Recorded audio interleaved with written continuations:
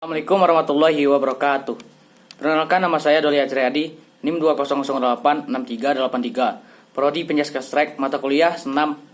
Baiklah, saya akan menjelaskan tentang materi pertemuan 4 bab 2, yaitu kondisi fisik. Pengertian kondisi fisik merupakan unsur yang penting dan menjadi dasar dalam mengembangkan teknik, taktik, maupun strategi dalam bermain sepak bola maupun yang lainnya. Menurut Muhammad Sujoto, kondisi fisik adalah salah satu persyaratan yang sangat diperlukan dalam usaha peningkatan prestasi seorang atlet, bahkan sebagai landasan titik tolak suatu awalan olahraga prestasi. Gerakan yang terampil dalam dilakukan apabila kemampuan fisiknya memadai. Menurut Muhammad Sujoto, kondisi fisik adalah salah satu kesatuan utuh dari komponen-komponen yang tidak dapat dipisahkan begitu saja, baik peningkatan maupun pemeliharaan.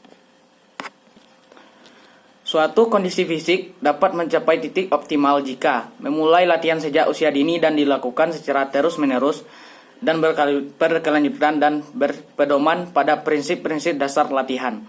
Status kondisi fisik seseorang dapat diketahui dengan cara penilaian yang berbentuk tes kemampuan. Tes ini dapat dilakukan di dalam laboratorium dan di lapangan.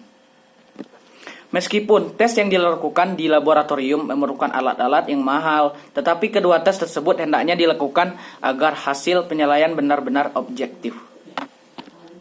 B. Kondisi fisik khusus.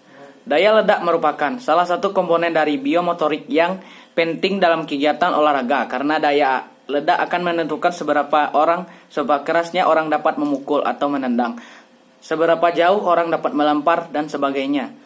Banyak cabang olahraga yang memerlukan daya ledak untuk dapat melakukan aktivitasnya dengan baik. Daya ledak adalah kondisi fisik yang harus dikuasai dalam meningkatkan prestasi, karena daya ledak merupakan tenaga yang dikeluarkan seseorang pada saat memulai gerakan.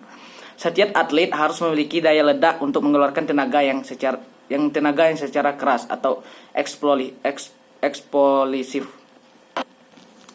Pada daya ledak, terdapat dua komponen yang bekerja sama bersamaan, yaitu kekuatan dan kecepatan, sehingga otot bekerja mampu menampilkan gerakan yang kuat dan cepat.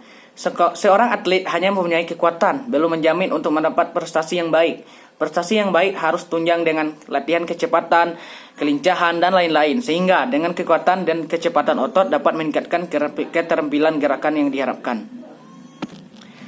A. Daya ledak otot lengan. Daya ledak otot lengan adalah kemampuan otot dengan lengan untuk mengatasi beban atau tahanan dengan kecepatan kontraksi yang sangat tinggi. Daya ledak otot lengan merupakan gabungan dari kemampuan, yaitu daya ledak strength dan kecepatan speed, di mana daya ledak dan kecepatan dikerahkan maksimum dalam waktu yang sangat cepat dan singkat. Dalam olahraga senam dapat kita lihat bahwa daya ledak sangat dibutuhkan dalam pelaksanaan sekaligus melenting salto ke depan, seperti pelaksanaan melenting ke depan.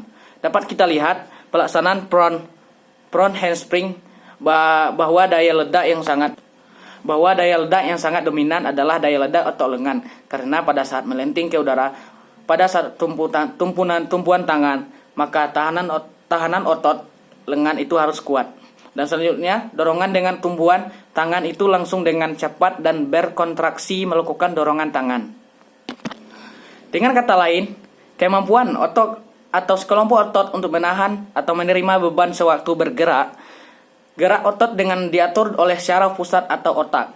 Dengan kata lain, gerak otot lengan merupakan gerak yang disadari menurut kehendak kita, sehingga otot lengan disebut juga dengan otot sadar. B. Daya ledak otot tungkai dapat didefinisikan sebagai suatu kemampuan dari kelompok otot yang menghasilkan kerja yang sangat cepat. Daya ledak otot tungkai adalah kemampuan otot untuk mengatasi beban atau tahanan dengan kecepatan kontraksi yang sangat tinggi. Elemen kondisi fisik ini merupakan produk dari kemampuan kekuatan yang sangat cepat. Tungkai terdiri dari atas, yaitu pangkal paha sampai lutut, dan tungkal bawah, yaitu lutut sampai kaki. Otot-otot tungkai atas mempunyai selaput pembungkus yang sangat kuat, disebut dengan fascia lata, yang terbagi atas 3 golongan, yaitu 1. Otot abduktor, terdiri dari musculus abductor maldanus sebelah dalam, musculus abductor brevis sebelah sebelah tengah musculus abductor longus sebelah luar. Ketiga ini menjadi satu disebut dengan musculus abductor femoralis. Fungsinya menyelarakan gerakan abduksi dan femur.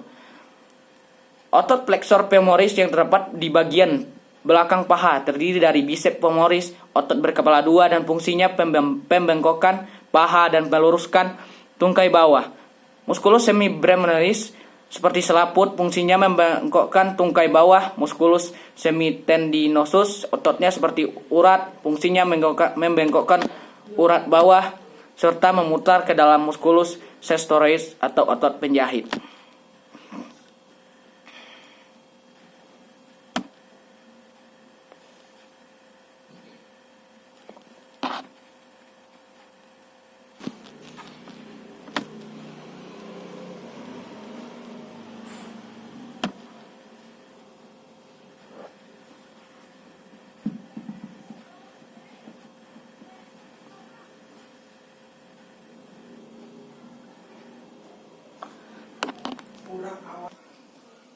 Dapat disimpulkan, kemampuan memfungsikan organ-organ tubuh dalam melakukan aktivitas fisik.